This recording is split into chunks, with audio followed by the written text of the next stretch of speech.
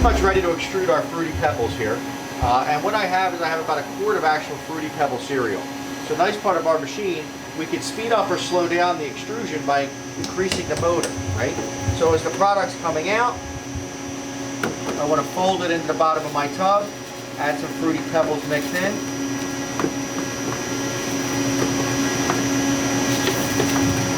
And you really don't want to push it down too much, you just want to fold it in.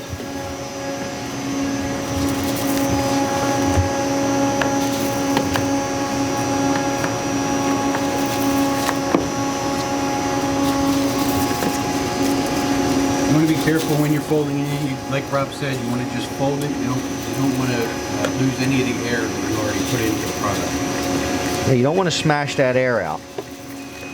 You see our timer, which we set at 8 minutes, is already done. Okay, we don't want to forget about the product at the top. I'm going to make sure we scoop that down. I'm going to fold that in. Remember, the appearance of the tub is always important, so we want to spread it around, fill that tub. Now I put about 5 quarts in. I'm going to get about 9 quarts out, so roughly I have about 80% overrun.